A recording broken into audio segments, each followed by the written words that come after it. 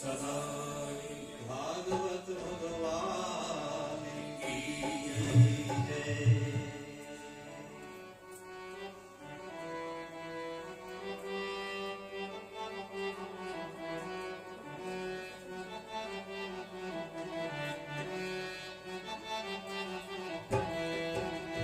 गणपति गणेश को उमापति महेश को मेरा प्रणाम है, मेरा प्रणाम है। गणपति गणेश को उमापति महेश को मेरा प्रणाम है, मेरा प्रणाम है। गणपति गणेश को उमापति महेश को मेरा प्रणाम है, मेरा प्रणाम है। गणपति गणेश को उमापति महेश को मेरा प्रणाम है, मेरा प्रणाम है।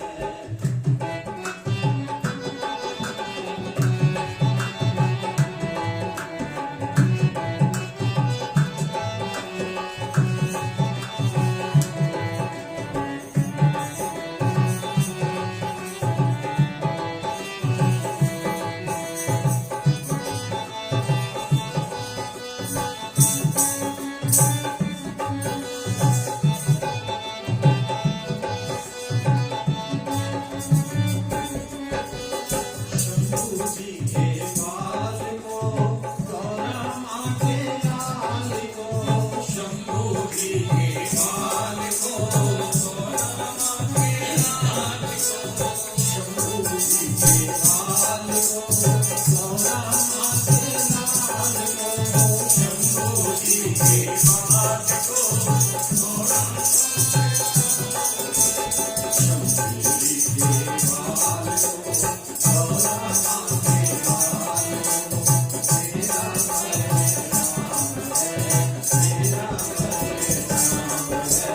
गणपति गणेश को उमापति महेश को मेरा प्रणाम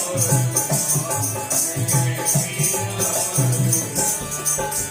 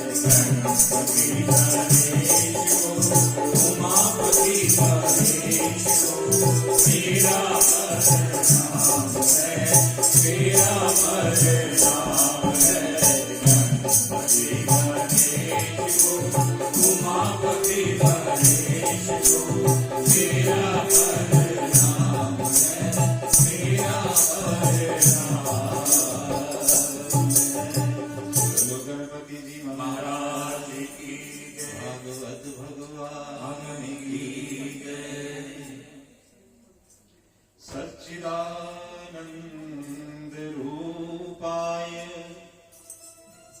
विश्वोत्पत्त्यादिहेतवे तापत्रय विनाशाय श्रीकृष्णाय वयं नमः। परम पावन पवित्र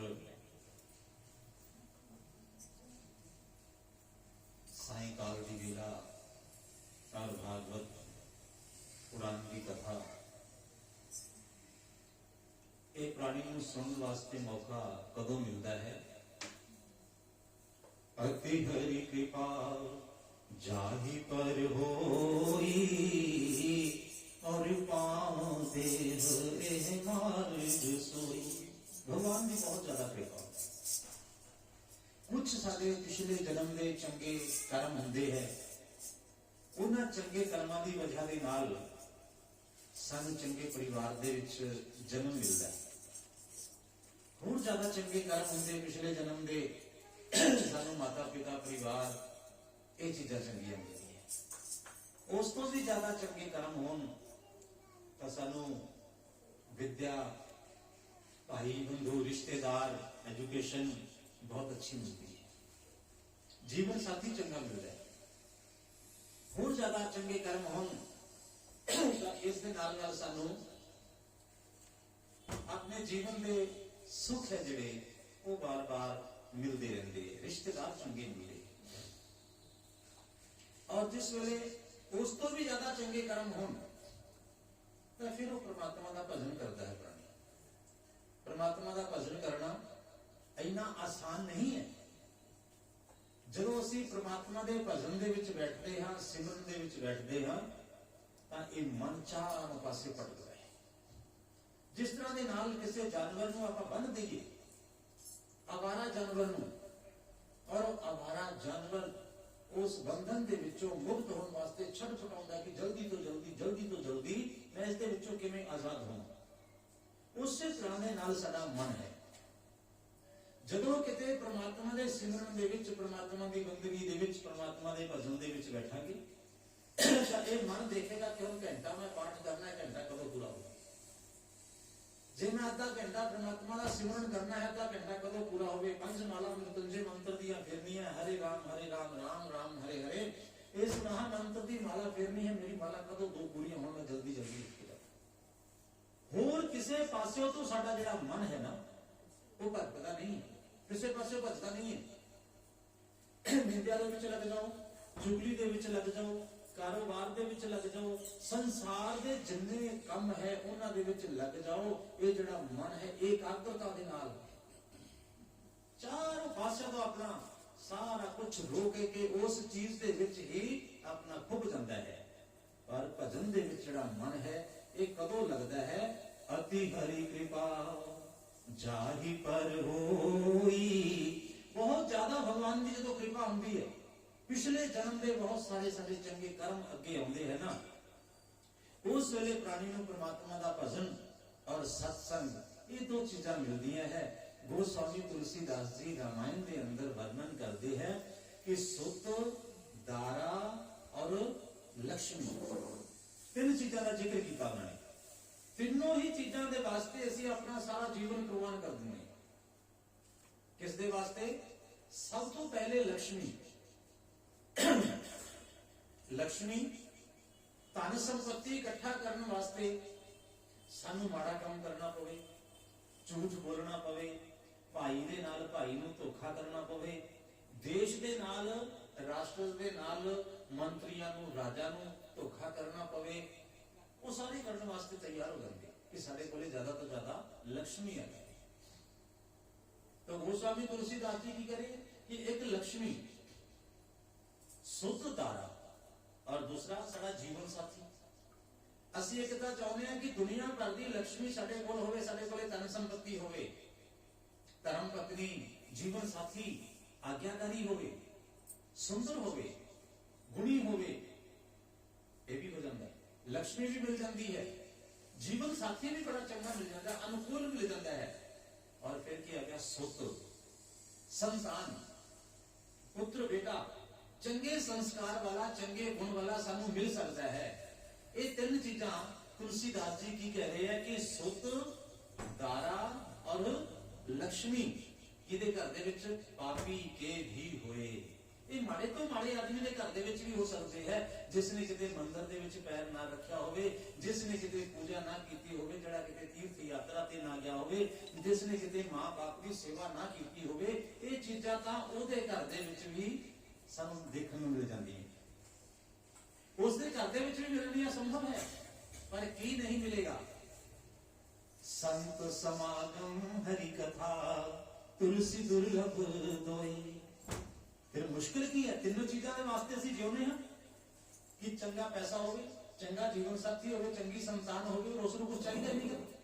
जिसदे कोल ये तीनों चीजां चंगियां हुंदियां है, वो परमात्मा नूं भी याद नहीं करता है, परमात्मा नूं भी भुला दिंदा है। घर दे विच पैसा खुला डला होवे, संतान चंगी होवे, धर्म पत्नी, जीवन साथी आज्ञाकारी होवे, वो कहता दुनिया के तमाम सुख मैनूं मिल गए।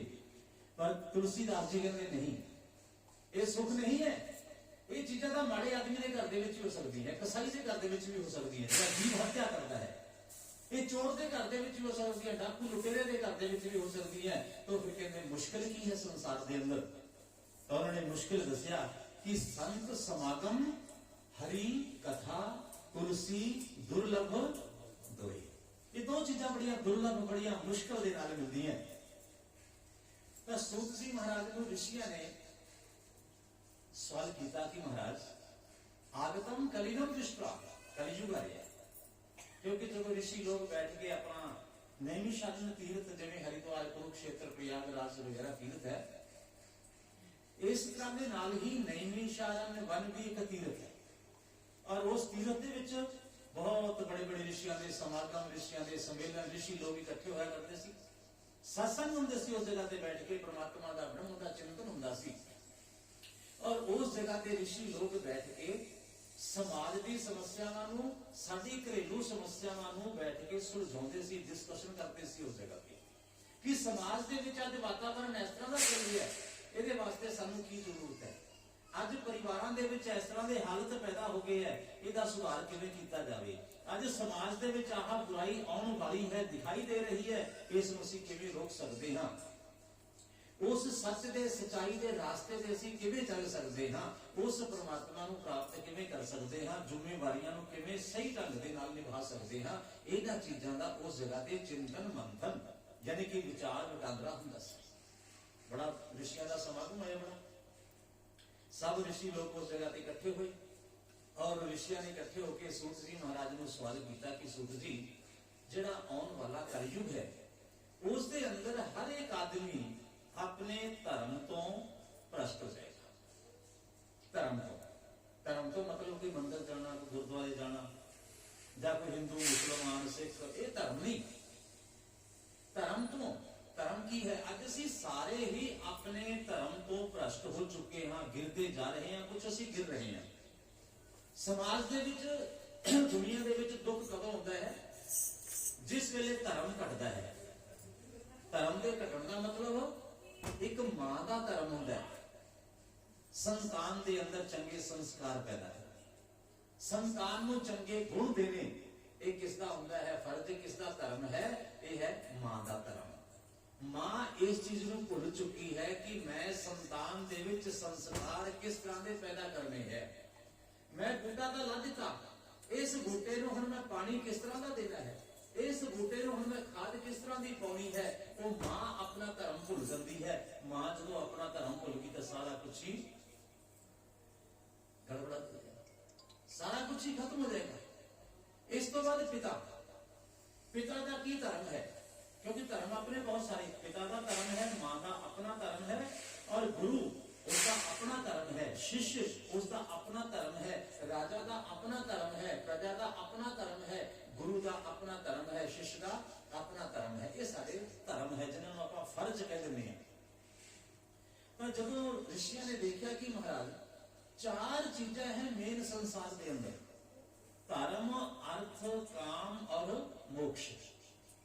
धर्म का मतलब कि संतान दे विच चंगे संस्कार देने। हर एक आदमी जो अपने अपने धर्म की पालना करता है तो दुनिया के विच चारों पासे की होता है सुख और शांति।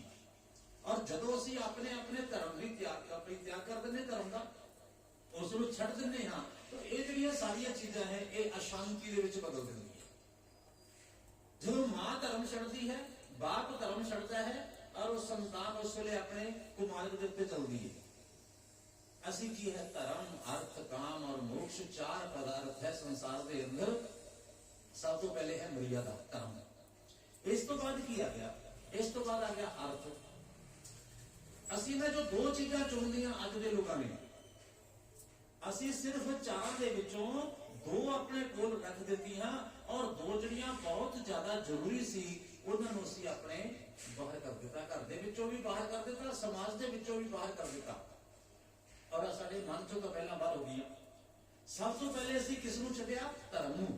मां बाप ने मर्यादा छड्ड दित्ती। वो की देखते हैं मां बाप कि सानू सुख किवें मिले, संतान किधरले पासे जाती है, सानू कोई चिंता नहीं है, सानू कोई फिक्र नहीं है, सानू होर कोई परवाह नहीं है। शिव पुराण की कथा दे विच आपां प्रसंग सुनते हैं, और वो प्रसंग आपां सारे कथा का पता है कि जिस वेले भगवान शंकर जी, माता पार्वती जी ने गणेश जी की रचना की, और गणेश जी को बना के तैयार करके उन्होंने अंदर प्राण पाए, दरवाजे ते खड़ा कर देता, बेटा दरवाजे ते खड़े हो जाओ, अंदर ना कोई आए। गणेश जी दरवाजे ते खड़े हो गए। जिस वेले दरवाजे ते खड़े हुए कुछ समय बाद शंकर जी भगवान आ गए, महादेव। शंकर जी के नाल वाद विवाद हो गया। चलो शिव पुराण की कथा आप बहुत विस्तार दे विच नहीं, और अखीर दे विच की होया? अखीर दे विच होया कि गणेश जी का सिर शंकर जी ने त्रिशूल के नालों अलग कर दिता। हुण उस जगह पे माता पार्वती ने जो पता लग्या सती नूं, उन्होंने दुनिया का विनाश करना शुरू कर दिया। सारे देवता घबरा गए कि दुनिया का विनाश हो गया तो बचेगा की। फिर जाके मां नूं प्रणाम करके, हाथ जोड़ के, मिन्नत तरले करके कि मां हुण असीं किवें बच सकते हैं, ये तबाही तो किवें बचाएंगी तू सानू, ये असीं गलती तां कर दित्ती, हुण साडी रक्षा कर। मां कहने की इक्को एक मेरा सवाल है, मेरी इक्को इच्छा पूरी करते हो और थोड़े सारे जिन्ने है मसले हल हो जाएंगे। देवतावां ने पूछा कि मां दस तू की चाहनी है? असीं सब कुछ करने वास्ते तैयार हां, तू दुनिया नूं बचा दे। तां मां कहने लगी मेरे बेटे नूं जिंदा कर दे। हुण समस्या पैदा होगी कि बेटा हुण जिंदा किवें होवे। इस तो बाद फिर देखा कि जिहड़ी मां अपने बच्चे वल पिठ करके गई होवे, उस बच्चे का सिर कट के इस बच्चे के धड़ के उत्ते रख दिता जाए तो बच्चा जिंदा हो जाएगा। सारा कुछ सेम होया। हाथी का सिर कटिया, गणेश जी के सिर के ऊपर रखिया, गणेश जी की पूजा होने लगी। इत्थों तक की कथा तो सारे समझ दे विच आउंदी है। पर इस कथा के पीछे भाव की है, इस कथा का मतलब की है, इस कथा का अर्थ की है? ये तो शिव पुराण की कथा सुन रही सी, बच्चे बच्चे साडे याद होगी, घर के जगराता भी होंगे, जगराते वाले भी सुना देंगे कीर्तन वाले भी सुना देंगे, साडे वर्गे कथावाचक भी सुना देंगे। इस दे पिछे जे देखा जाए कि जो मां अपने बच्चे वल पिठ करके पैंदी है, उस दे बच्चे का सिर कटिया गया। मतलब जदों असी मां बाप बच्चों वल मुंह फेर लेने हाँ, जदों असी अपने बच्चों वल पिठ कर लेने हाँ, असी नहीं देखते कि साडा बच्चा किस संगत दे विच जा रहा है, साडा बेटा किस सोसाइटी दे विच जा रहा है, साडी बेटी किस दे घर दे विच जा रही है, साडा पुत्र किस दे नाल संबंध रखता है, भरा वाला संबंध रखता है, मित्र वाला रखता है, बाहर उसका खान पान की है, उसका रहन सहन की है, उसकी सोसाइटी की है, उसकी जिहड़ी मित्रता है वो किन्ना लोकां दे नाल है। जदों असीं इधरले पासों पिठ करदे हां तां उस वेले की हुंदा, साडे बच्चे कुमारक ते यानी कि बुरे रास्ते ते चलदे हैं और समझो कि बच्चे संसार दे नालों कट्टे गए, उन्हां दा गला कट्टिया गया। वो नशे दे विच भी जा सकते हैं, डाकू दे भी बन सकते हैं, चोर भी बन सकते हैं, जुआरीए भी बन सकते हैं। वो संसार का विनाश होता है उसके नाल। मूल कारण की सी कि मां बाप ने बच्चों के उत्ते ध्यान नहीं दिता, बच्चा चोर बन गया। तो असी की किया, मां बाप की करते बच्चों को खुला छड़ देंगे, बच्चों के उत्ते असी अजकल ध्यान नहीं दे रहे और जगह जगह ते बच्चों के बिगड़न के समाचार खबर सानू मिलती है कि कुछ समाज के विच हुंदा है। वो आपां सारे रोज टीवी दे विच यूट्यूब पे सब देखते हैं कि किसने कितने की कुछ कर दिता। कारण क्योंकि मां बाप अपने धर्म नूं भुल गए और उन्होंने की किया, असी धर्म छड़ दिता। धर्म छड़न तो बाद असी किस दे पिछे लगे, अर्थ। धर्म तो दूसरा स्टेप की है अर्थ। अर्थ का मतलब पैसा इकट्ठा करना। सानू पैसा मिलना चाहिए जिवें मर्जी मिले, ये चोरी दे नाल मिले, डाके दे नाल मिले, किसी होर बेईमानी दे नाल मिले, किवें भी मिल जाए, ये ज्यादा तो ज्यादा होना चाहिए। इस तो बाद आ गया धर्म, अर्थ और फिर काम। संतान को जन्म देना, शरीर के सुखों को भोगना, ये चाहे खान पान का सुख हो, चाहे शारीरिक सुख हो, चाहे रहन सहन का सुख हो, चाहे घूमन फिरन का सुख हो, असीं कहते कि सानू सुख मिलना चाहिए है। इस दे बदले दे विच होर चाहे जो मर्जी हुंदा रहे।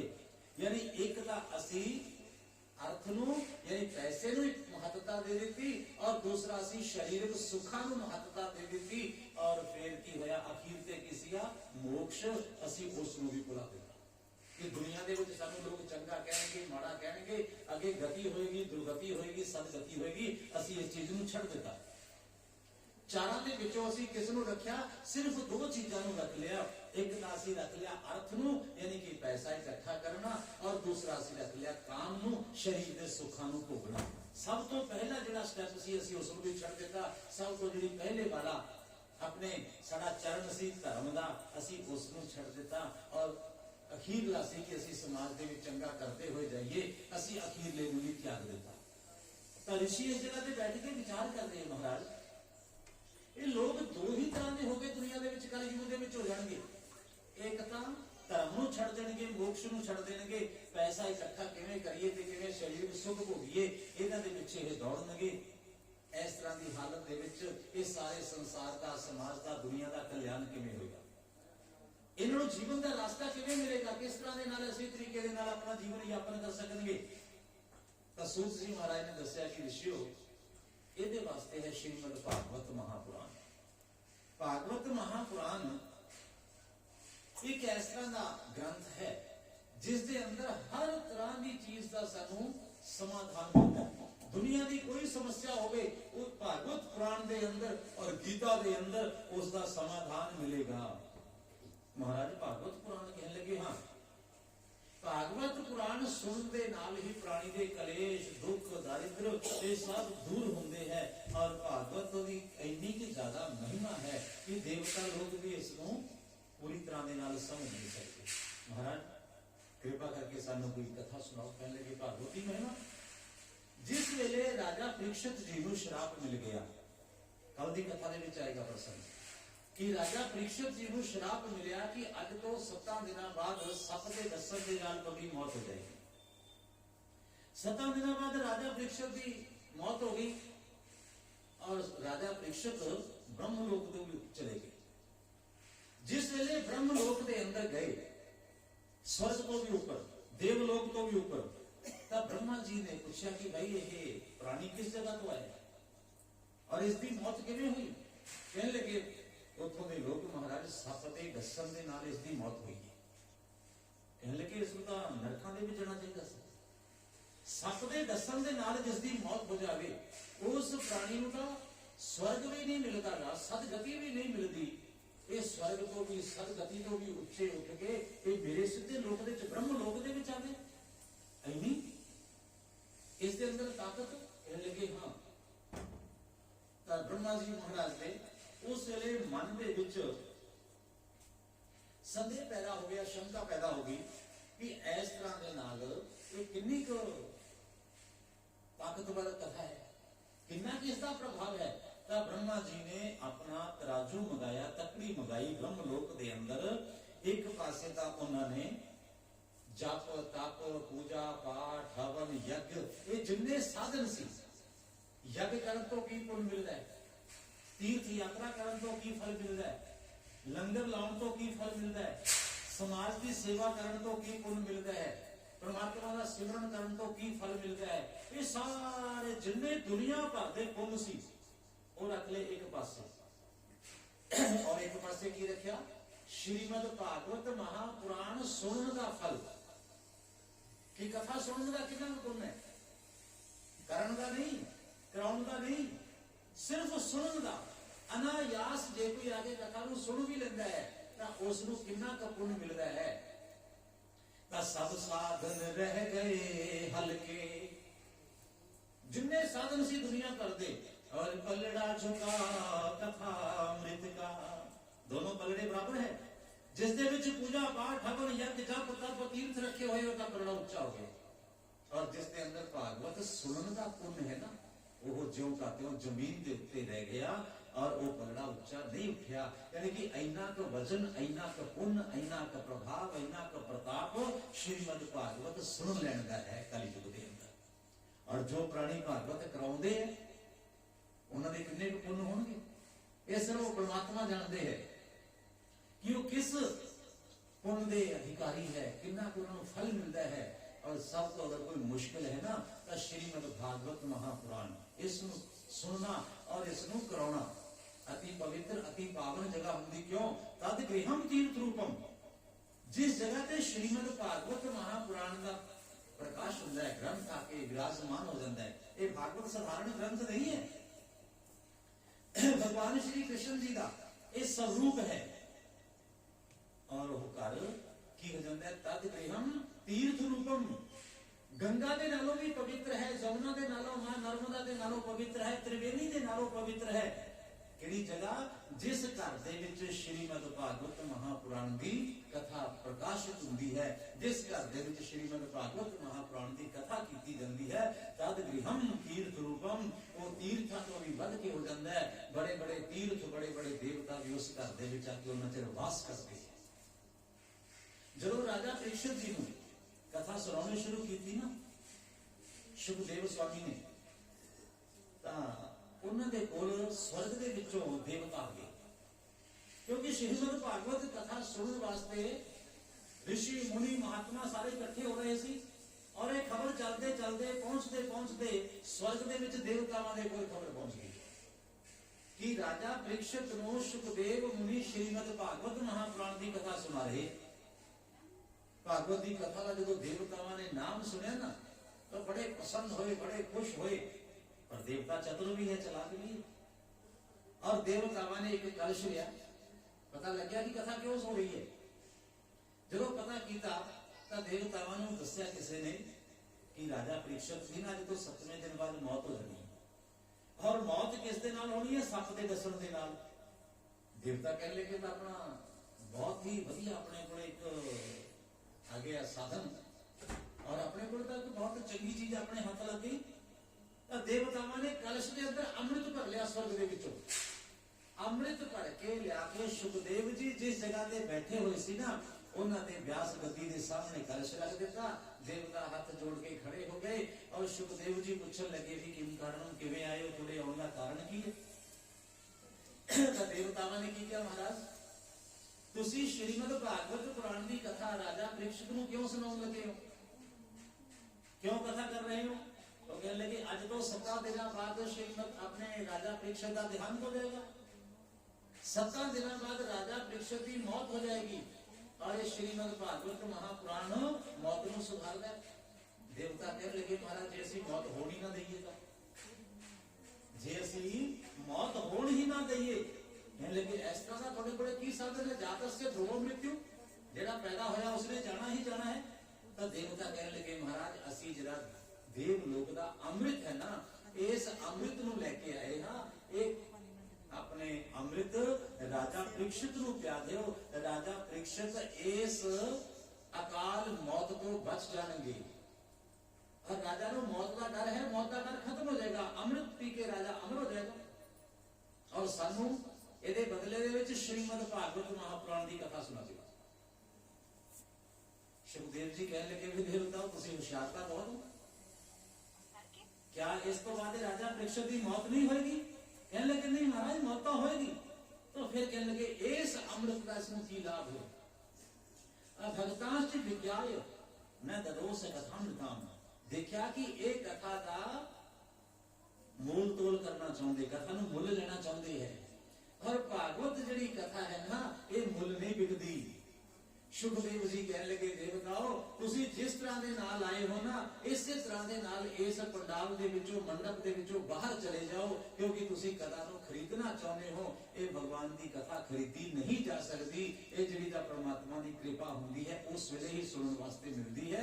तुसी कथा सुनने दे अधिकारी नहीं हो, तुसी इत्थे बैठण दे भी हकदार नहीं हो। उन्हां देवतावां नूं सुखदेव मुनि ने कथा दे पंडाल दे विचों कथा दे मंडप दे विचों बाहर कढ दिता कि तुसी कथा नहीं सुन सकते। सूत जी महाराज ऋषियों नूं दस रहे कि हे ऋषियों ये मृत्यु लोक दे विच इस मात लोक दे अंदर जिन्ने भी अपने देवता है वो भी तरसते हैं कि सानू इस जगह पे परमात्मा सत्संग दो। ब्रह्मा जी के बेटे हैं सनक सनंदन सनातन और संत कुमार, चार बेटे हैं ब्रह्मा जी के, सारी कथा की आएगी। और चार जेडे बेटे हैं ना वो की करते हैं ब्रह्म लोक दे विच वास करते, शिव लोक दे विच चले जाते, वैकुंठ लोक दे विच चले जाते, स्वर्ग लोक दे अंदर चले जाते, सारे पासे घूमते उत्ते जाके देवतावां दे दर्शन करते। लेकिन सत्संग करने वास्ते तो किस जगह पे आते हैं? इस मृत्यु लोक दे विच सत्संगार्थम समायाता दद्रीस्तत्र नारदम, प्रसंग सुना रहे कथा सुना रहे एक सूत जी महाराज ऋषियों में दस रहे कि जो चारों ऋषि है सनक सनंदन सनातन और संत कुमार वो कोई बहुत ज्यादा भीड़ इकट्ठी नहीं करते, बहुत नहीं कुछ करते, वो परमात्मा की कथा दे नवे नवे भाव खोजते है, नवे नवे उसके अर्थ कटते हैं और चारा तो किते पंज नहीं होंगे और चारा तो किते तीन भी नहीं रहते, क्योंकि जो उन्होंने आनंद कथा दे विच मिलता है ना और किसी जगह पे वो आनंद प्राणी नू आने वाला नहीं है। एक जगह पे गुरबाणी दे विच शब्द होगा मनने की गत कही ना जाए, जे को कहे ता पाछे पछताए। पहली गल तो असीं उसका वर्णन कर ही नहीं सकते परमात्मा का, और जे असीं किते करन दी कोशिश भी करते हाँ तो भाई साडे तो कोई ना कोई उहदे विच कमी रह जाती है, फिर आदमी बाद दे विच पछताउंदा है। जिवें अपने घर दे विच आपां खाना तैयार करते हैं, माता भैणां बेटियां करदियां खाना तैयार करदियां बहुत वधिया बड़ा स्वादिष्ट तरह तरह के उसने सब्जियां का जो भी कुछ है पकवान बनाए होंगे 10-15 तरह के। कोई अपने घर विच मेहमान आउंदा है, उस मेहमान देख के वो सारी चीजें लैके रख दी है, पर विचों एक दो चीजें छड़ जाती रह जाती भुल जाती है, इन्नी खुशी होती है उन्होंने जदों भुल जाती है। जदों वो भोजन कर लेंदा है मेहमान तो उस तो पिछों सोच लिया हो आता उसने दिता ही नहीं खाने वास्ते, आता इसी जगह चले गया, पिछों की होंदा है पछतावा होंदा है, पछतावा होंदा है। परमात्मा की कथा का आपां पूरी तरह दे नाल व्याख्यान नहीं कर सकते, परमात्मा को असीं पूरी तरह दे नाल जान नहीं सकते, कथा का असीं पूरा ढंग दे नाल जो है उस नु असीं नहीं समझ सकते। पिछों की करते हैं फिर असीं पछताउने हां कि भगवान की आ महिमा रहेगी दसन वाली, उतना का चरित्र सा दस दिता लेकिन बकासुर का विच ही भुल गए, बकासुर का चरित्र दस दिता, गोपियां की रासलीला का विच ही भुल गए छड़ गए। पिछों की होंदा है पछतावा होंदा है। ਤਾਂ ਪ੍ਰਮਾਤਮਾ ਦੀ ਮਹਿਮਾ ਨੂੰ ਕੋਈ ਪੂਰੀ ਤਰ੍ਹਾਂ ਦੇ ਨਾਲ ਪਾਰ ਨਹੀਂ ਪਾ ਸਕਦਾ। ਜੇ ਕੋਈ ਪਾਰ ਪਾ ਕੇ ਚਾਹੁੰਦਾ ਕਿ ਮੈਂ ਦੱਸ ਦੇਵਾਂ ਤਾਂ ਉਸ ਦੀ ਨਿਰੇ ਅਗਿਆਨਤਾ ਹੈ, ਉਹਦੇ ਅੰਦਰ ਗਿਆਨ ਨਹੀਂ ਹੈ। तो संत सनंदन सनातन संत कुमार चारों ऋषि एक बार इस जगह ते आए सत्संगार्थम समाया था। इस मृत्यु लोक ਨੂੰ पावन पवित्र भूमि समझ के जिथे देवता लोग अवतार लेने वास्ते तरसते हैं, आने वास्ते तरसते हैं। और जो भ्रमण कर रहे सी, सत्संग कर रहे सी, सत्संग करते करते गंगा जी के पावन पवित्र तीर्थ के उत्ते किनारे के ऊपर विराजमान है ऋषि बद्रिक आश्रम के नजदीक। जिस वे बद्रिक आश्रम के अंदर वो सत्संग करते सीधा उन्होंने देव ऋषि नारद मिले। देव ऋषि नारद जी ने देखा, नारद जी ने संतां नूं देखा, संतां नूं देख के प्रणाम किया, क्योंकि जेडे संत सनंदन सनातन संत कुमार चारों ऋषि नारद जी तो बड़े है, नारद जी तो बड़े है। उम्र चाहे उन्होंने हमेशा 4-5 साल के बच्चों वाली रही है। उम्र के विच बड़े होने करके नारद जी ने नमस्कार किया, नारद जी ने प्रणाम किया। और उन्होंने ऋषि महात्माओं ने देखा कि नारद जी आए हैं। नारद जी ने पूछा, नारद जी ने अपने कोल बिठाया आसन के उत्ते और नारद ने पूछने लगे कि नारद इस तरह के नाल लगता है कि जिन्हें तुसी बड़े उदास है। ਆਪਾਂ ਨੂੰ ਵੀ ਕੋਈ ਆਪਣਾ ਮਿੱਤਰ, ਕੋਈ ਦੋਸਤ, ਕੋਈ ਰਿਸ਼ਤੇਦਾਰ, ਕੋਈ ਭੈਣ ਭਾਈ ਬੰਧੂ ਮਿਲਦਾ ਹੈ ਤਾਂ ਆਪਾਂ ਨੂੰ ਜਿੱਦੇ ਉਹਦੇ ਚਿਹਰੇ ਦੇ ਉੱਤੇ ਕੁਝ ਉਦਾਸੀ ਨਜ਼ਰ ਆਉਂਦੀ, ਆਪਾਂ ਉਸ ਨੂੰ ਪੁੱਛ ਲੈਂਦੇ ਕਿ ਵੀ ਅੱਜ ਤੂੰ ਉਦਾਸ ਨਜ਼ਰ ਆ ਰਿਹਾ ਹੈ, ਇਸ ਦਾ ਕਾਰਨ ਕੀ ਹੈ? ਅੱਜ ਕੀ ਹੋ ਗਿਆ? ਕੀ ਨੁਕਸਾਨ ਤਾਂ ਨਹੀਂ ਹੋ ਗਿਆ? ਕਿਤੇ ਕੋਈ ਝਗੜਾ ਤਾਂ ਨਹੀਂ ਹੋਇਆ? ਤਾਂ ਉਹਨਾਂ ਨੇ ਦੇਖਿਆ ਕਿ ਦੇਵ ઋષਿ ਨਾਰਦ ਉਦਾਸ ਹੈ। ਜਿਹੜੇ ਕਿਤੇ ਉਦਾਸ ਹੋਏ ਨਹੀਂ, ਜਿਹੜੇ ਕਿਤੇ ਪਰੇਸ਼ਾਨ ਨਹੀਂ ਹੋਏ, ਅੱਜ ਉਹਨਾਂ ਦੇ ਚਿਹਰੇ ਦੇ ਉੱਤੇ ਜਿਹੜੀ ਉਦਾਸੀ ਹੈ ਨਾ, ਸੰਤ ਦੇ ਚਿਹਰੇ ਦੇ ਉੱਤੇ ਉਦਾਸੀ ਹੋਣਾ ਇਹ ਕੋਈ ਮਾਮੂਲੀ ਚੀਜ਼ ਨਹੀਂ ਹੈ। ਔਰ ਦੇਵ ઋષਿ ਨਾਰਦ ਜੈਸੇ ਸੰਤਾਂ ਨੇ ਪੁੱਛਿਆ, ਮਹਾਰਾਜ ਕਿਉਂ ਉਦਾਸ ਹੋ? ਤਾਂ ਨਾਰਦ ਜੀ ਇੱਕ ਘਟਨਾ ਸੁਣਾ ਰਹੇ। ਨਾਰਦ ਜੀ ਆਪਣੀ ਘਟਨਾ ਕੀ ਸੁਣਾ ਰਹੇ ਕਿ ਇਹ ਸੰਤ ਕੁਮਾਰੋ, ਮੈਂ ਬਹੁਤ ਸਾਰੀ ਜਗ੍ਹਾ ਤੇ ਘੁੰਮਦੇ ਇਸ ਪ੍ਰਮਾਤਮਾ ਦੇ ਲੋਕ ਨੂੰ ਨਾ, ਸਵਰਗ ਲੋਕ, ब्रह्म लोक, शिव लोक, वैकुंठ लोक, उन्हें सारे लोगों के अंदर मैं घूमया। उत्थे घूमन के बाद, भ्रमण करने तो बाद मैं देखा कि मृत्यु लोक इतना ज्यादा पवित्र है, इतना ज्यादा पावन है। इस जगह से परमात्मा बार बार अपने अवतार लेंदे और इस जगह से आके लीला करते हैं। ये जिहड़ी भारत भूमि है, भारत खंड है, ये कितना पावन, कितना पवित्र हो गया, कितने तीर्थ है इस जगह से। मैं भी जरा उन्होंने भ्रमण करा। नारद जी कहने लगे, मैं वो सारे तीर्थों के उत्ते जो भ्रमण करने वास्ते गया, सारे तीर्थों में यात्रा करते देखा कि जिन्ने लोग हैं सारे अपने अपने संस्कारों को डिग चुके हैं। तीर्थों के उत्ते रहने वाले उन्होंने तीर्थों की मर्यादा को छड़ दिता। उस जगह पे अनाचार, दुराचार, ये सारे बुरे काम तीर्थों के उत्ते होने लगते। इस तो बाद सारे लोग अपने पथ भ्रष्ट हो गए, रास्ते तो भटक चुके। फिर मैं चलते किते हरिद्वार, किते कुरुक्षेत्र, किते प्रयागराज, किते अपने नीलकंठ इधर होंदे हुए ना, नारद जी कहने लगे मैं वृंदावन दे विच पहुंचा। वृंदावन दे विच जदों पहुंचा ना, तो उस जगह ते मैं जो कुछ देखा बड़ा अजब नजारा, बड़ा कौतुक। ये देख रहे उस जगह पे नारद जी महाराज को, नारद जी की देख रहे हैं कि एक उस जगह पे नौजवान स्त्री बैठी, उसके दोनों पासे दो बुजुर्ग बैठे पे लेटे हुए और चारों पासे बहुत सारिया स्त्रियां खड़िया होके, कोई उसको पखा चलती है, कोई उसको पानी लिया देती है, कोई उसको हवा कर रही है, कोई उसकी सेवा कर रही है, कुछ खान पान का ध्यान रख रही है, कोई उसके शरीर को उसके दबा रही है। तो नारद जी उस जगह को देख के सारा कुछ अगे बढ़ गए। जिस वेले नारद जी थोड़ा जा अगे बढ़े तो पिछों उस स्त्री ने आवाज दी, ऐ देव ऋषि नारद रुको, देव ऋषि नारद रुको। नारद जी ने देखा कि भाई मेरा नाम लेके को मेरे पिछों बुला रहे, मेरा नाम लेके, इसका मतलब ये है मैनू जानता है। स्त्री ने जिसने मैनू आवाज दी है ये मैनू जानती है। नारद जी उसके कोल चले गए। नारद जी जदों गए और नारद जी ने पूछा कि कोसी तुम, ए देवी तू कौन है, तू मैनू किवें जानदी है? भगती कहने लगी, अहम भगती रीति ख्याता। ए देव ऋषि नारद तुसी मैनू भुल गए हो, मैं हां भगवान की भगती। नारद जी हैरान हो गए, भगती और तेरी इस तरह की हालत, तेरी इस तरह की दुर्गति। और ये दोनों कौन है?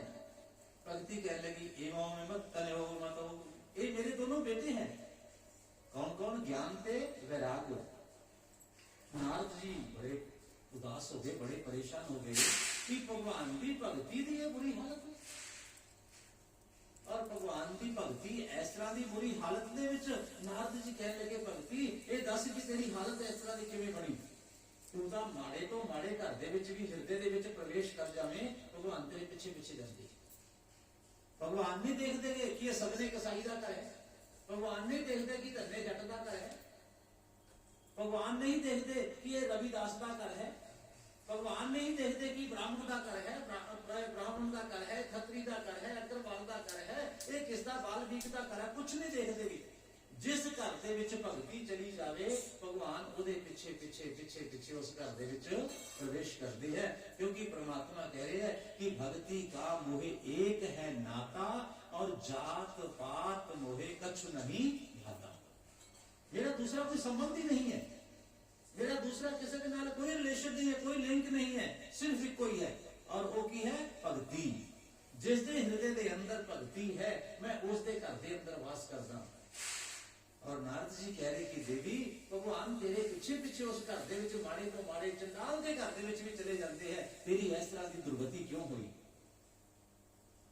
भगती कहने लगी महाराज मैं द्रविड़ देश के विच पैदा हुई, कर्नाटक के विच मेरी पालना पोषणा हुई, फिर मैं चलते चलते जवान हो गई, महाराष्ट्र के विच आ गई। इस तो अगे जिस वेले मैं आई ना गुजरात के अंदर, तो गुजरात के अंदर मैं की देखा कि सब लोग जिन्हें भी है भगती का बाना पाया हुआ, भगती का लिबास बनाया हुआ, भगती वाले उन्होंने चिन्ह सारे धारण किए हुए, माला पाइया हुई है, यानी कि वेशभूषा तो बड़े भगत, बड़े सच्चे, बड़े सुचे, ईमानदार है, परंतु अंदरों ज्यादा काले है। और ओदी वजह से नाल की होया, भगती दे अंग भंग हो गए। भगती कह रही कि मैं बुढ़ी होगी, भगती कह रही कि मेरा जो शरीर सी जर्जर हो गया, मेरा नाम ले लेके लोगों को गुमराह किया जा रहा है, मेरा नाम ले लेके लोगों को लुटिया जा रहा है, इस तरह की मेरी हालत हो गई। इस वे दुनिया के अंदर कोई भगत नहीं सच्चा, और कोई ज्ञानी नहीं है, कोई वैरागी नहीं है। और मैं उस गुजरात के विचों चलते चलते चलते चलते वृंदावन के विच आ गई। वृंदावन के विच की है? वृंदावन के विच सूत जी महाराज कह रहे कि ऋषियों भगती आके जवान हो जाती है। क्यों जवान होती है? भगती कह रही कि इस वृंदावन के जिन्ने लोग है ना, वो बड़े भोले भाले है, इन्हां दे मन दे विच अज भी दया है, अज भी इन्हां दे मन के अंदर जिहड़ा भाव है वो परमात्मा दे समर्पित है। आपां जदों किते वृंदावन दे विच जाने हैं ना, उत्थे कोई रिक्शा वाला भी आ जाएगा, आपां नूं नहीं कहेगा कि भैन जी भाई साहब पिछे हट जाओ, कहेंगे राधे राधे राधे राधे। हर एक गल दे नाल परमात्मा का सिमरन करते हैं, और वृंदावन के अंदर रहते हुए वो भगवान का सिमरन करते हुए, भगवान का चिंतन करते हुए, और भगती दी उस जगह पे कुछ है, भगती उस जगह पे मनन वाले है, उस जगह पे भगती करने वाले है। सब लोग सब दुनिया के जंजाल छड़ के, दुनिया का ध्यान छड़ के जो वृंदावन दे विच जाते हैं ना, तो उन्हां दा मन एक अलग ही ऊर्जा दे नाल भर जाता है। वृंदावन उस जगह पे जाके प्राणी में जो शांति मिलती है, जो उस जगह पे सुकून मिलता है, वो दुनिया के विच और किसी जगह पे नहीं मिलता। भगती कह लगी वृंदावन के विच मैं आके जवान हो गई, पर इस जगह पे कोई ज्ञानी नहीं है, कोई वैरागी नहीं है। श्रीमद् भागवत महापुराण के 10वें स्कंद के विच कथा आएगी कि उस जगह पे ज्ञान को जानने वाला कोई नहीं है, सब भगवान का भजन करने वाले हैं और परमात्मा के नाल प्रेम करने वाले हैं। कोई दिखावा करने वाले नहीं, अंदर उन्हीं प्रेम करने वाले हैं परमात्मा के नाल। इस जगह पे आके भगती कहने लगी नारद मेहता होगी जवान, लेकिन जेडे मेरे बेटे हैं दोनों बुढ़े। मां जवान होवे बेटे बुढ़े होण, ये मर्यादा नहीं है। मां बुढ़ी होवे बेटे जवान होण, ये दुनिया की रीत चली आ रही है। तब भगवान नारद जी ने देखा कि भगती का दुख, कहने लगे कोई गल नहीं, आप इसको हुणे ठीक कर लेने। वेदां दे मंत्र सहस्र शिरेखा गुरुखा नमस्ते रुद्रमन्यो भगवती कवे नमः, इस तरह के मंत्रों का उच्चारण किया। यद भद्रम कर्णेभिः शृणुयाम देवा भद्रम, तरह तरह के वेद मंत्र नारद जी ने ज्ञान ते वैराग दे करना दे विच बोलने शुरू कर दिते, यानी कि उन्होंने समझाना शुरू कर दिता कि उठो ज्ञान दिता, वैराग को जगाया, पर वो फिर एक पासे उठते दूसरे पासे समझ नहीं। नारद जी बड़े व्याकुल हो गए और भगती को कहने लगे, देख भगती, मैं तेरे नाल प्रतिज्ञा करके जाना हाँ कि मैं ये जड़ा तेरा दुख है इसको दूर करांगा। संत कुमारा ਨੂੰ देव ऋषि नारद कह रहे हैं कि हे संत कुमारो, मैं सीधा वृंदावन दे विचों चल के और थोड़े कोले इस जगह ते पहुंचा, थोड़ी तलाश करते करते मैं इस बद्रिक आश्रम दे विच आया हाँ कि मैनू कोई संत मिले। क्योंकि जो कोई समस्या आती है ना, तो समस्या का समाधान सज्जना दे कोल और संतां दे कोल ही होंदा, समाज दे कोल नहीं होंदा। समाज का सानू उलझा दिंदा है। अपनी कोई घरेलू समस्या हो, आप दो आदमियों के कोल, चार आदमियों के कोल, पांच आदमियों के कोल गल करांगे ना, वो पांच अपनी अलग अलग राय दे के सानू अपने तरीके के नाल चलाउणगे और साडी समस्या सब होर ज्यादा उलझ जाती है। पर जब असीं संत दे कोल, किसी चरित्रवान व्यक्ति दे कोल, किसी सज्जन दे कोल जावांगे तो समस्या का समाधान हो जाएगा। नारद जी उस जगह पे संत कुमार कह रहे कि दसो हुण मैं की करा। तो संत कुमार कहने लगे, नारद तुसीं भगती का दुख दूर करने का यत्न किया है, बड़ा अच्छा है। आदमी को प्रयास करना चाहिए, कृतज्ञ होना चाहिए कि मेरा राष्ट्र उन्नति करे, मेरा देश उन्नति करे, मेरा समाज उन्नति करे, मेरे देश के अंदर भगती का प्रचार होवे, मेरे देश के अंदर बुराइयां है जड़ियां दूर होन, मेरे समाज के विचों बुराइयां दूर होन, घर घर के अंदर भगती वास करे, घर घर है जड़ा वो हृदय वो मंदिर बन जावे। और जो हर एक हृदय मंदिर बन जाएगा, किसी के वास्ते कोई वैर भावे नहीं रहेगा, तो फिर क्या होगा, सर्वे भवन्तु सुखिनः, सारा संसार सुखी हो जाएगा। नारद जी तुसी बड़े अच्छी कामना लेके चले हो और इस तरह दे नाल करो कि हम भगती ज्ञान वैराग का दुख दूर करने का एको ही तरीका है। वो तरीका की है, श्रीमद् भागवत महापुराण की कथा इन्होंने सुनाई जाए। भागवत की कथा कह लगे हो, तब उस जगह को देव ऋषि नारद जी भगती ज्ञान वैराग इन्हों लैके गंगा जी के किनारे दे उत्ते आए। गंगा जी के किनारे ते जिस वेले पहुंचे तो संत कुमारा दे कोल बैठ के भगती ज्ञान वैराग इन्हां तिन्हां ने नारद जी दे कृपा दे नाल भागवत कथा सुनी। जिस वेले भागवत कथा सुनी, भागवत दे नाल की होया, तीनों ही जाने भक्ति ज्ञान वैराग ये परमात्मा का सिमरन करते हुए, कीर्तन करते हुए और भक्ति ज्ञान वैराग तीनों ने नचना शुरू कर दिता। और की कह रहे कि श्री कृष्ण गोविंद हरे मुरारे, हे नाथ नारायण वासुदेव, श्री कृष्ण गोविंद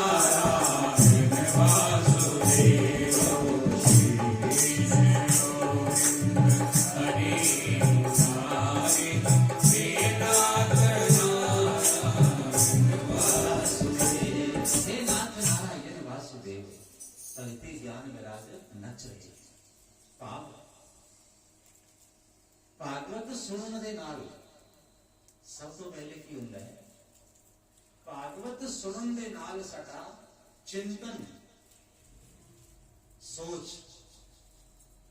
ये साडी शुद्धि हुंदी है। जिस वेले साडी सोच शुद्ध हो जाएगी, साडे विचार शुद्ध हो जाएंगे, और उस तो बाद चिंतन तो बाद की शुद्ध होएगा चरित्र, साडा चाल चलन। सब तो पहले जब सोच साडी चंगी बन गई, साडी सोच पवित्र हो गई, और साडा इस तो बाद चरित्र साडा पवित्र हो गया, साडा चाल चलन रहन सहन खान पान ये सब चीजें जो पवित्र हो गई तो पावनता जो आ जाएगी ना, उदो की होएगा भागवत की कृपा दे नाल फिर अंदर भगती पैदा होगी।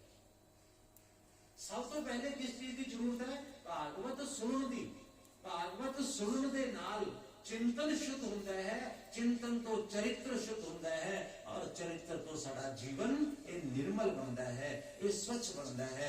और जिस वेले जीवन साडा मन पवित्र हो जाएगा, उस दे अंदर भगती अपने आप आ जाएगी। जिस वेले भगती साडे जीवन दे विच उतर आएगी, साडे मन च दया आ जाएगी, साडे मन च अच्छे विचार सोच आ जाएगी, इस तो बाद फिर की होएगा? फिर आएगा ज्ञान। ज्ञान आएगा इस तो बाद कि दुनिया के अंदर की कुछ साडा है और की कुछ साडा नहीं है। मुट्ठी बांधे आयो जगत में हाथ पसारे जाएगा, एक कुछ सानू फिर ज्ञान मिलेगा। और जिस वेले सानू ज्ञान मिल जाता है, तो ज्ञान तो बाद की है, फिर आ जाता है वैराग। वैराग का मतलब कि दुनिया के नाल साडा कोई संबंध नहीं है।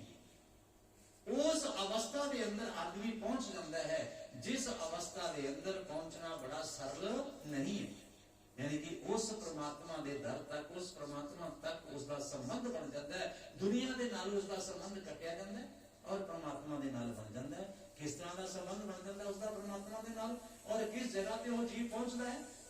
मुझे मेरी मस्ती कहाँ लेके आई, मुझे मेरी मस्ती कहाँ लेके आई, मुझे मेरी मस्ती कहाँ लेके आई, मुझे मेरी मस्ती कहाँ लेके आई।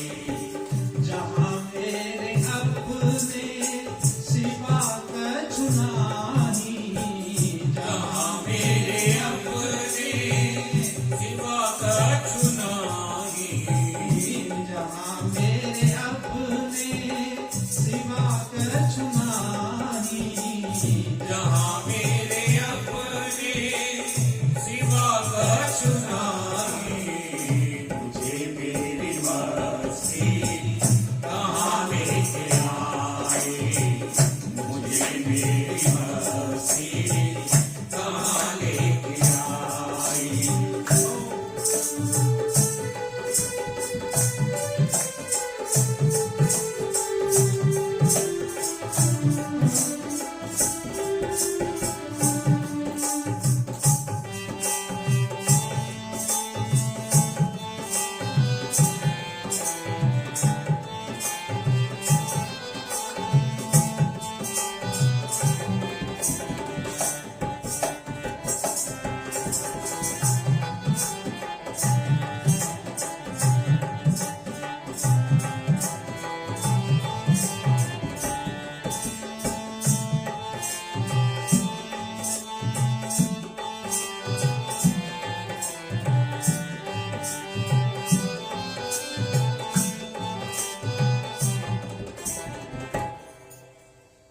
जहां मेरे अपने सिवा कछु नहीं। और महापुरुषा ने की लिखा, जित देखो तित तू ही तू। उसनु हर एक चीज के अंदर फिर अपना ही स्वरूप नजर आता है कि परमात्मा तो बिना इस संसार के अंदर, इस दुनिया के अंदर और कुछ नहीं है। और असी सब जाने एक नूर से सब जग उपजो, कोई दूसरा नहीं है, कोई पराया नहीं है। ये भेदभाव उसका खत्म हो जाता है। किस वेले खत्म होता है?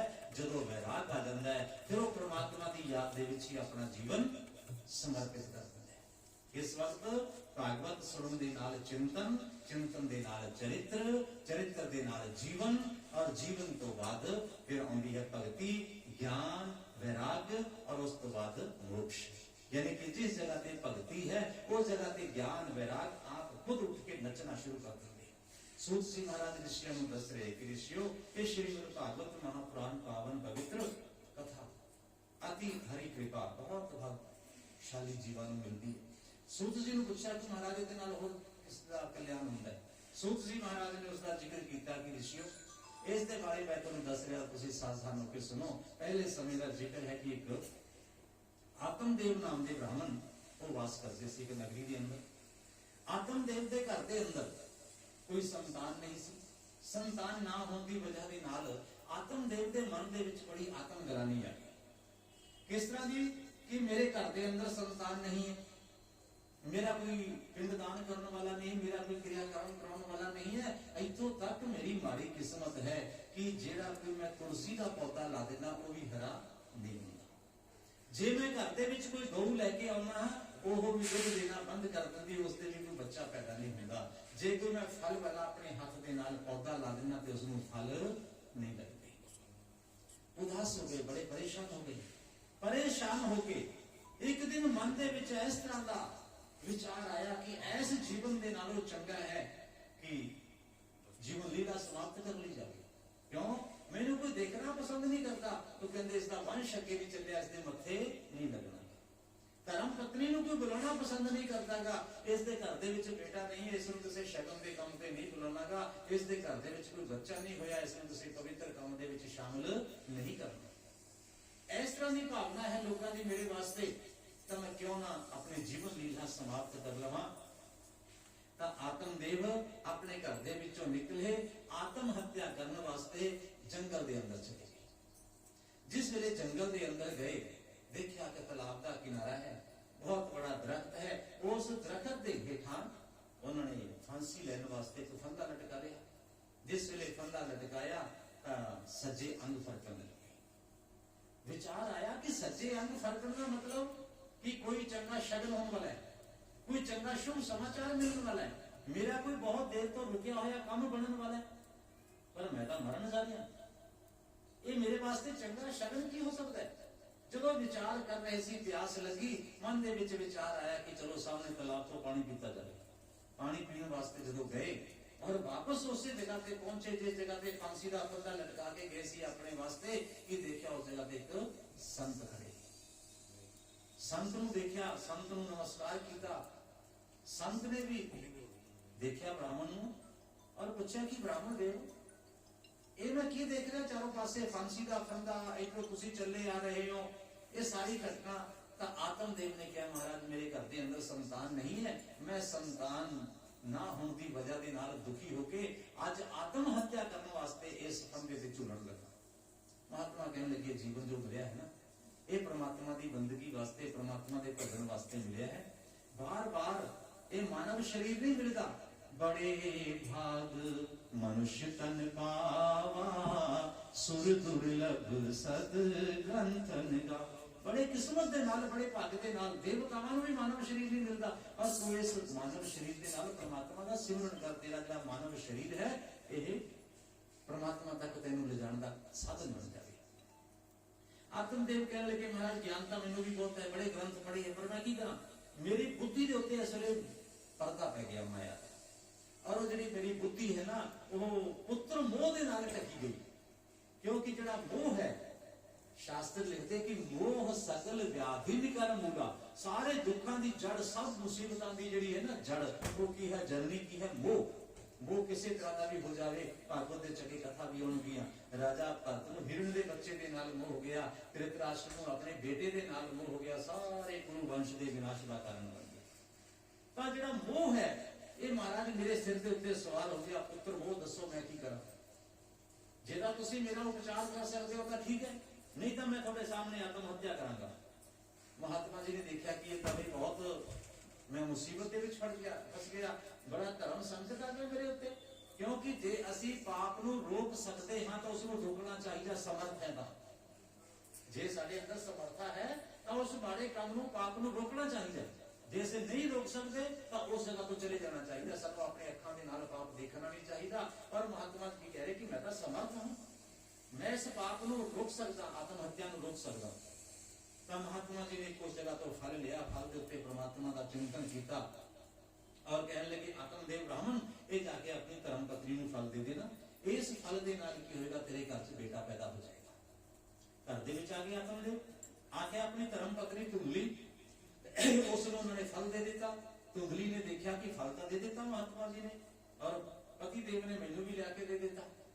तो ग्रंथ की लिखते हैं, सकल पदार्थ है जग माही और कर्महीन जन पावत नाही।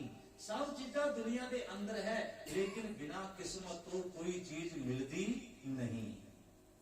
उसने विचार किया कि जदों धुंधली, धुंधली का मतलब जो साफ नहीं है, जिसका मन साफ नहीं है, जिसका जीवन साफ नहीं है, जिसका चरित्र साफ नहीं है, जिसकी सोच साफ नहीं है, उसका नाम है धुंधली। तो उसने विचार किया कि मैं की करा, फल जे मैं खा लिया तो मेरे बच्चा पैदा होने वाला होगा। बच्चा पैदा होने के समय मैनू किन्नी बंदिशां का सामना करना पड़ेगा। चलना फिरना, उठना बैठना, खाना पीना, ये सब चीजें मेरिया बंद हो जाएंगी। फिर बच्चे की साफ सफाई करनी, बच्चे की पालना पोषण करनी, कितना झंझट है। इस दिन नालों की बच्चा ही ना हो, कोई गल नहीं, इस तरह ही चल जाएगा। उसने वो फल लिया, चाके गौ नूं दे दिता।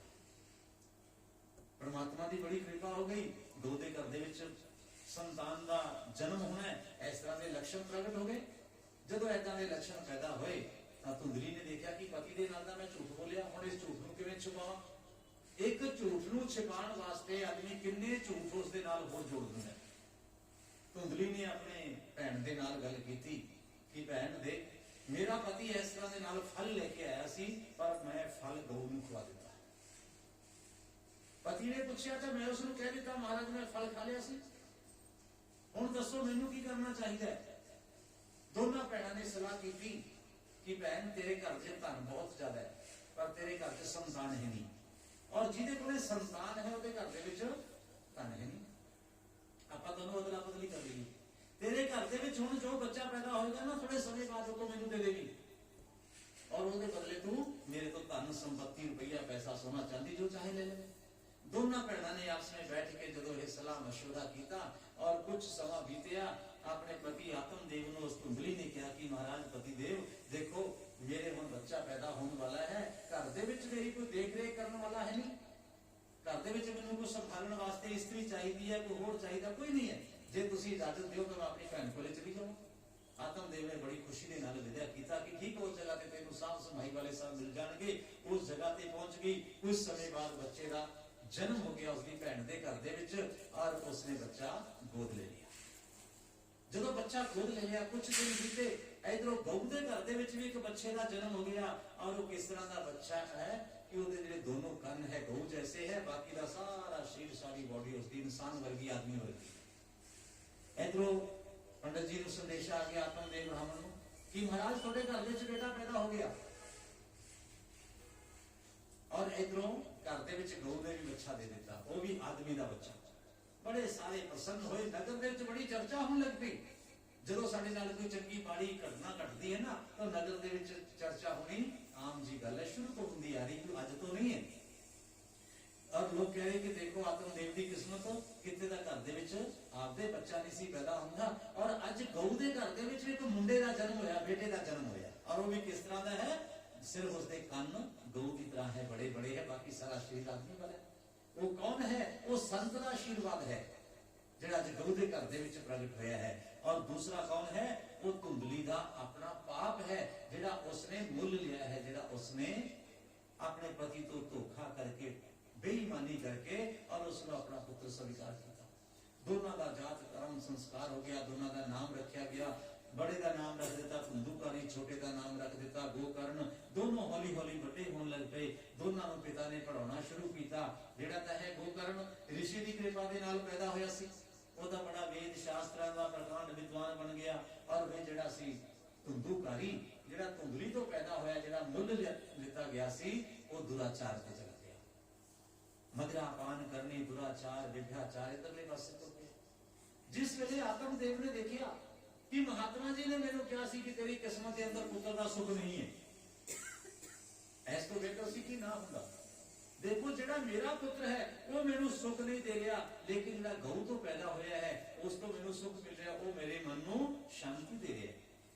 जदों बड़े दुखी एक दिन बैठे सी तां जिहड़ा गऊ तो पैदा होया ना गोकर्ण, वो आ गया पिता जी इस संसार के अंदर कोई किसी का पिता नहीं है, कोई किसी का पुत्र नहीं है और कोई किसी का संबंधी नहीं है। ये अपने अपने कर्म है। कर्म थोड़े माँ बाप बन के पैदा होंगे है, कर्म थोड़े भाई बहन बन के पैदा होंगे है, कर्म थोड़े रिश्तेदार बन के होंगे है, कर्म थोड़े स्त्री पुत्र बन के होंगे।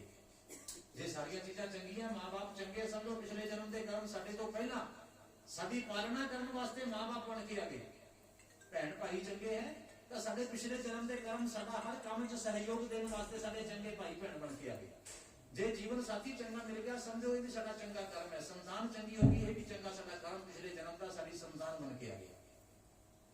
सूत सिंह महाराज जी कह रहे कि ऋषियों, गोकर्ण ने समझाया कि पिताजी जाओ परमात्मा का चिंतन करो। तब उस वेले गोकर्ण छड़ के अपने नगर ਨੂੰ ਛੱਡ ਕੇ ਜਿਹੜੇ ਆਤਮਦੇਵ ਸੀ ਵਰਿੰਦਾਵਨ ਦੇ ਵਿੱਚ ਆ ਗਏ। वृंदावन ਦੇ ਵਿੱਚ ਆ ਕੇ श्रीमद् भागवत महापुराण के दशम स्कंद का पाठ कर रहे हैं और भगवान की लीला का गुणगान कर रहे हैं। कुछ दिन बीते, गोकर्ण भी चले गए और इधरों ਜਿਹੜੇ ਧੁੰਦੂਕਾਰੀ ਸੀ ਉਹਨੇ ਮਾਂ ਨੂੰ ਮਾਰਨਾ ਕੁੱਟਣਾ ਸ਼ੁਰੂ ਕਰ ਦਿੱਤਾ। ਜਦੋਂ ਮਾਂ ਨੂੰ ਉਸਨੇ ਦੁੱਖ ਦੇਣਾ ਸ਼ੁਰੂ ਕਰ ਦਿੱਤਾ, ਇੱਕ ਦਿਨ ਇਸ ਤਰ੍ਹਾਂ ਦਾ ਆਇਆ ਕਿ ਮਾਤਾ ਦਾ ਵੀ ਦੇਹਾਂਤ ਹੋ ਗਿਆ। ਹੁਣ ਧੁੰਦੂਕਾਰੀ ਇਕੱਲਾ ਰਹਿ ਗਿਆ, ਕੋਈ ਰੋਕਣ ਵਾਲਾ ਨਹੀਂ, ਟੋਕਣ ਵਾਲਾ ਨਹੀਂ। और ਧੁੰਦੂਕਾਰੀ ਮਨਮਾਨੀ ਕਰਦਾ। तो ग्रंथों के अंदर बड़े विस्तार के नाल सब चीजों का प्रसंग होता है कि धुंदूकारी अपने शरीर दी 10 इंद्रियां है। 10 इंद्रियां है, 5 कर्म इंद्रियां जिन्हां दे नाल असीं कर्म करते हैं, हाथ पैर साडा जिस दे नाल असीं जो भी चलते फिरते हैं, और 5 है ज्ञान इंद्रियां जिन्हां दे नाल सानूं ज्ञान मिलता है। अखां नूं सानूं देख के, ਕੰਨਾਂ ਦੇ ਨਾਲ ਸੁਣ ਕੇ, ਨੱਕ ਤੋਂ ਸੁਗੰਧੀ ਦੁਰਗੰਧੀ ਦਾ, ਜੀਭਾ ਤੋਂ ਮਿੱਠੇ ਦਾ ਕੌੜੇ ਦਾ, ਔਰ ਸਾਡੀ ਚਮੜੀ ਤੋਂ ਸਕਿਨ ਤੋਂ ਸਾਨੂੰ ਸੁੱਖ ਤੇ ਦੁੱਖ ਦਾ ਗਿਆਨ ਮਿਲਦਾ ਹੈ। ਔਰ ਇਹ ਜਿਹੜਾ ਧੁੰਦੂਕਾਰੀ ਹੈ ਨਾ, ਇਹ ਸਾਰੀ ਇੰਦਰੀਆਂ ਦਾ ਗੁਲਾਮ ਹੋ ਗਿਆ। ਯਾਨੀ ਕਿ ਜਿੱਧਰਲੇ ਪਾਸੇ ਅੱਖਾਂ ਚਾਹੁੰਦੀਆਂ ਮਾੜਾ ਦੇਖਣ ਨੂੰ ਮਾੜਾ ਦੇਖਦਾ ਹੈ, ਜੇ ਮਾੜਾ ਸੁਣਨ ਵਾਸਤੇ ਕੰਨ ਤਰਸਦੇ ਹੈ ਤਾਂ ਮਾੜਾ ਸੁਣਦਾ ਹੈ, ਜੇ ਬੁਰਾ ਖਾਣ ਪੀਣ ਵਾਸਤੇ ਮਨ ਕਰਦਾ ਤਾਂ ਬੁਰਾ ਖਾਂਦਾ ਪੀਂਦਾ ਹੈ। ਯਾਨੀ ਕਿ ਉਸਨੇ ਆਪਣੇ 10 ਦੀਆਂ 10 ਇੰਦਰੀਆਂ ਸੀ ਜਿਹੜੀਆਂ ਇਹਨਾਂ ਦੇ ਵਸ ਦੇ ਵਿੱਚ ਹੋ ਗਿਆ, ਆਪਣਾ ਜੀਵਨ ਬਰਬਾਦ ਕਰਨਾ ਸ਼ੁਰੂ ਕਰ ਦਿੱਤਾ। ਔਰ ਉਸਨੇ ਅਨੇਕ ਤਰ੍ਹਾਂ ਦੇ ਬੁਰੇ ਕਰਮ ਕਰਦੇ ਕਰਦੇ ਆਪਣਾ ਜੀਵਨ ਬਤੀਤ ਕੀਤਾ। ਇੱਕ ਦਿਨ ਬਹੁਤ ਬੜੇ ਕਿਸੇ ਸੇਠ ਦੇ ਚੋਰੀ ਕਰਕੇ ਘਰ ਦੇ ਵਿੱਚ ਆ ਗਿਆ। ਘਰ ਦੇ ਵਿੱਚ ਉਸਨੇ ਵੈਸ਼ਾਵਾਂ ਰੱਖੀਆਂ ਹੋਈਆਂ ਸੀ, ਨੱਚਣ ਗਾਉਣ ਵਾਲੀਆਂ ਉਹਨਾਂ ਦੇ ਕੋਲ ਰਹਿੰਦਾ ਸੀ। ਤਾਂ ਦੇਖਿਆ ਉਹਨਾਂ ਨੇ ਸਾਰੀਆਂ ਨੇ कि ਇਹ ਤਾਂ ਅੱਜ ਕਿਸੇ ਬਹੁਤ ਬੜੇ ਸੇਠ ਦੇ, ਸ਼ਾਹੂਕਾਰ ਦੇ ਜਾਂ ਰਾਜਾ ਦੇ ਖਜ਼ਾਨੇ 'ਚ ਚੋਰੀ ਕਰਕੇ ਆਇਆ ਹੈ, ਇਹ ਫੜਿਆ ਜਾਏਗਾ, ਇਸ ਦੇ ਨਾਲ ਅਸੀਂ ਵੀ ਮਾਰੀਆਂ ਜਾਵਾਂਗੇ। ਉਹਨਾਂ ਨੱਚਣ ਵਾਲੀਆਂ ਨੇ, ਇਸਤਰੀਆਂ ਨੇ ਉਸ ਨੂੰ ਮਾਰ ਕੇ ਅੰਦਰ ਦਬਾ ਦਿੱਤਾ ਔਰ ਆਪ ਜਿਹੜਾ ਧਨ ਸੀ ਉਹ ਲੈ ਕੇ ਚਲੀਆਂ ਗਈਆਂ ਆਪਣੇ ਆਪਣੇ ਘਰ ਨੂੰ, ਹਿੱਸੇ ਪਾ ਲਏ। ਥੋੜੇ ਦਿਨ ਬਤੀਤ ਹੋ ਗਏ ਔਰ ਜਿਹੜੇ ਗੋਕਰਨ ਹੈ ਉਹ ਤੀਰਥ ਯਾਤਰਾ ਤੇ ਗਏ ਹੋਏ ਆ। ਧੁੰਦੂਕਾਰੀ ਦਾ ਦੇਹਾਂਤ ਹੋ ਗਿਆ, ਉਹਨਾਂ ਨੇ ਮਾਰ ਦਿੱਤਾ ਵੈਸ਼ਿਆਵਾਂ ਨੇ और उसनों अंदर ही दबा दिता, अंदर ही उसनों जला दिता, उसनों बाहर किसी ने कोई क्रियाकर्म नहीं करवाया। तां प्रेत बन गया धुंदूकारी। जदों प्रेत बन गया, कुछ समय बाद गोकर्ण वापस अपने घर दे विच आए। जदों रात नूं घर दे विच आके शाम के टाइम ते दरवाजा खोलिया, घर च देखा कि मां भी नहीं है, बाप पहला चले गए सी, भाई का पता लग्या कि उसका भी कोई पता नहीं है। अपने घर में साफ किया, दरवाजा खोल के अंदर जाके विश्राम किया। रात्रि का अद्धी रात का समय है, तो उसनों सामने किते भूत नजर आती, किते प्रेत नजर आती, किते भैंसा नजर आता, किते गऊ नजर आती, किते कुत्ता, किते शेर, किते सियार, किते तरह तरह के रूप बदल गए।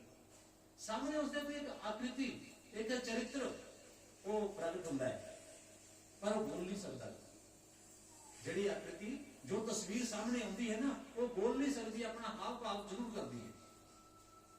तो गोकर्ण दे कोल तीर्थां दा जल सी, उन्होंने जल लिया, ओम नमो भगवते वासुदेवाय कह के जल में छिड़किया और उस आकृति के अंदर, उस तस्वीर के अंदर कुछ बोलने की ताकत आई।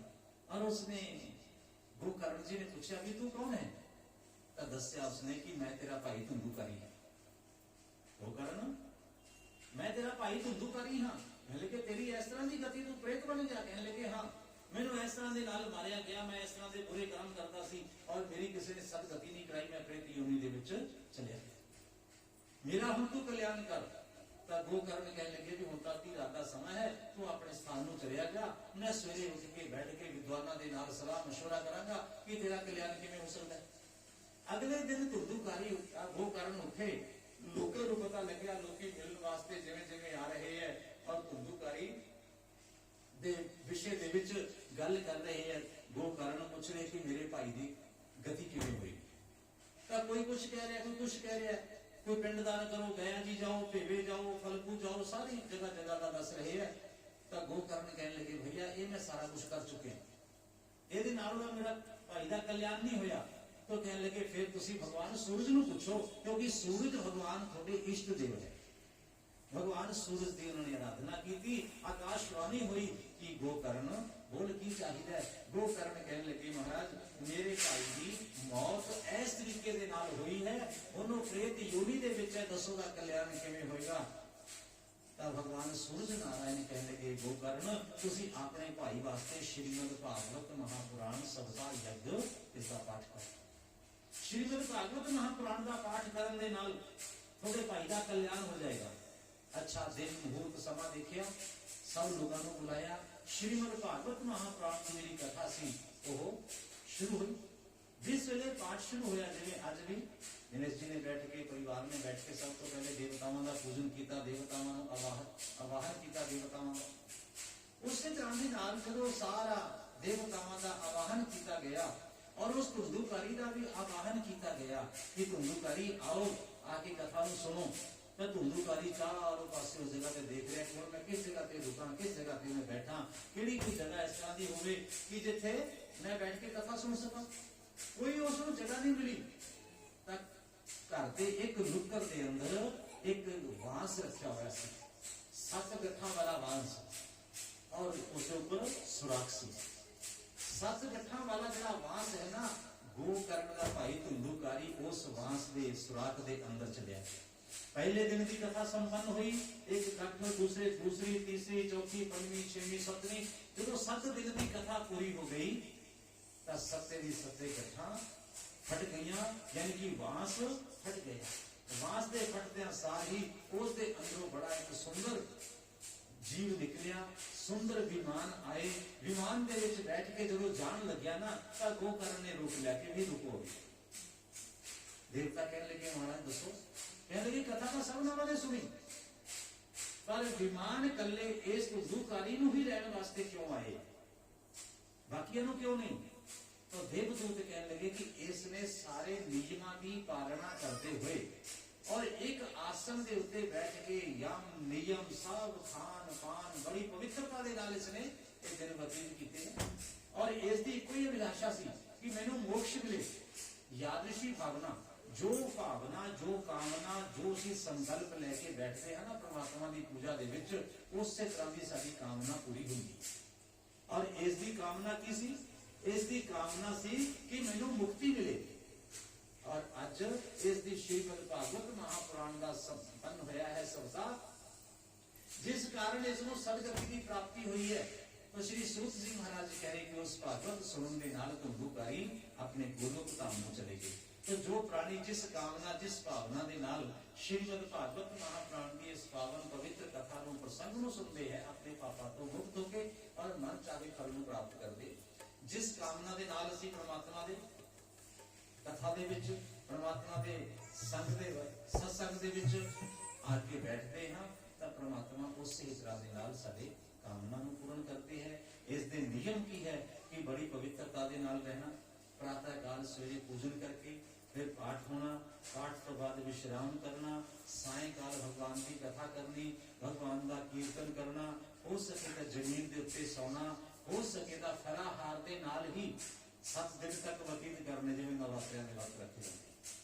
जे उस तरह के नाल ना हो सके तो एक समय भोजन करते हुए बड़ी पवित्रता के नाल बड़ा शुद्ध, इस दे विच कोई तामसी वस्तु खान पीन वाली वो नहीं होनी चाहिए कि रहन सहन बड़ा पवित्र होना चाहिए, खान पान पवित्र होना चाहिए। और चलते फिरते ओम नमो भगवते वासुदेवाय, ओम नमो भगवते वासुदेवाय, ओम नमो नारायणाय, इन्हां मंत्रां दा जाप ये करते रहना चाहिए है। और इस भावना के नाल जो भी प्राणी 7 दिन तक प्रभु की पावन पवित्र कथा नूं सुनते हैं तो परम पिता परमात्मा भगवान श्री नारायण उन्होंने सारे मनोरथों को पूर्ण करते हैं। तो बड़े ही पवित्र समय दे विच दिनेश जी के घर के अंदर भगवान की कथा का समागम सब लोगों के वास्ते हो रहा है। परिवार जिस कामना दे नाल इस कथा नूं करवा रहे है, परमात्मा उस तरह दे नाल उन्हां दे मन दे मनोरथां नूं पूर्ण करन और भगवान सबनावां दे उपर कृपा करन। जो जो कामना जो जो भावना लेके असीं इस जगह ते आ रहे हैं और परमात्मा उस कामना नूं पूर्ण करन। अति हरी कृपा जाही पर हुई, भगवान दी जिस दे उत्ते बहुत ज्यादा कृपा हुंदी है, कोई जी परमात्मा दे चरनां दे विच आके अपनी हाजिरी लाउंदा है। तो कल तो ठीक 3 बजे तो लेके 5 सवा 5 बजे तक कथा होया करेगी। आज अपना पहले दिन सी, तो आज पहले दिन का पूजन और थोड़ी जी कथा हुई है। कल तो विस्तार के नाल कथा 3 बजे शुरू हो जाया करेगी। कोशिश होगी कि 3 बजे तो भी थोड़ा जा पहला ही कथा शुरू हो, क्योंकि 5 सवा 5 इस दे अंदर बज्जा करनगे कथा नूं और समय से सब जने पहुंच के परमात्मा दे इस सत्संग का आपां लाभ उठाइए और भगवान की कृपा दे पात्र बनिए। बोलो सच्चिदानंद भगवान की जय, बांके बिहारी लाल की जय। तो मुरली जी एक भजन सुना दो, कल तो ये सारे आप मिलजुल के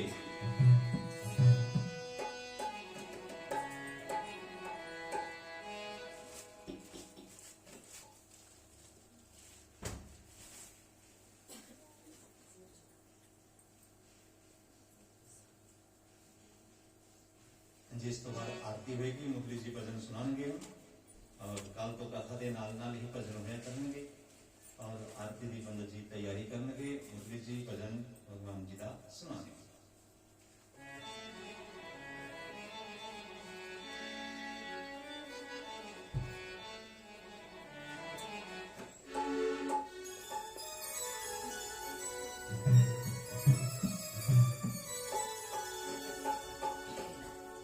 वृंदावन बिहारी लाल की जय।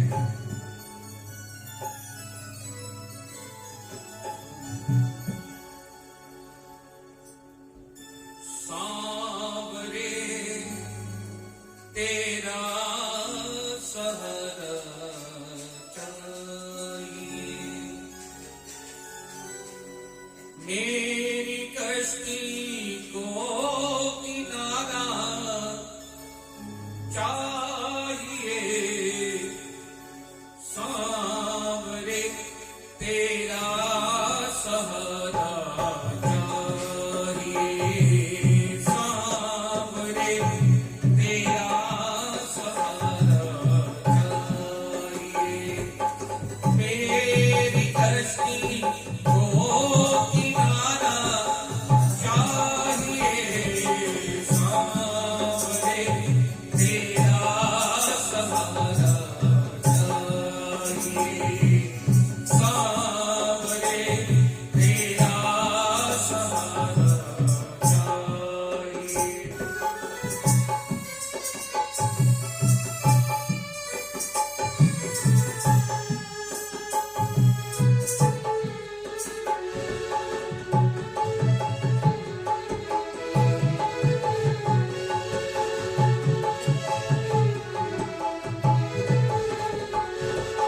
यूं तो जग में अपनों की भरमार है, यूं तो जग में अपनों की भरमार है। स्वार्थ के पुतले न कोई याद है, बस हमें तो श्याम प्यारा चाहिए, बस हमें तो श्याम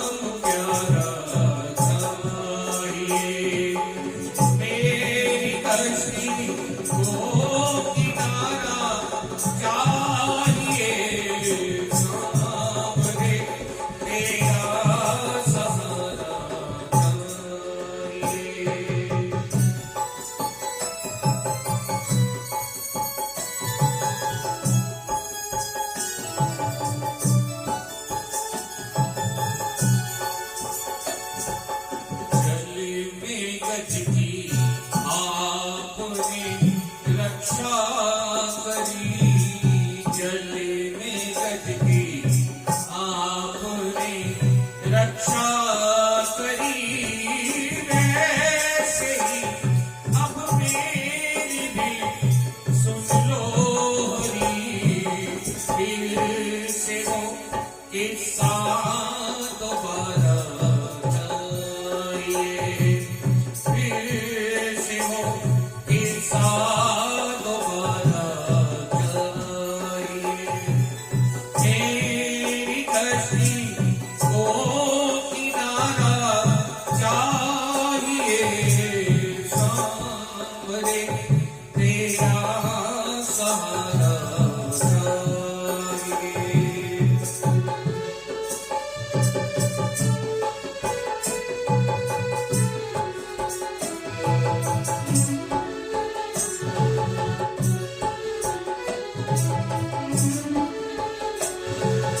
बिंदु पे उतारित ना कीजिए, बिंदु पे उतारित ना कीजिए।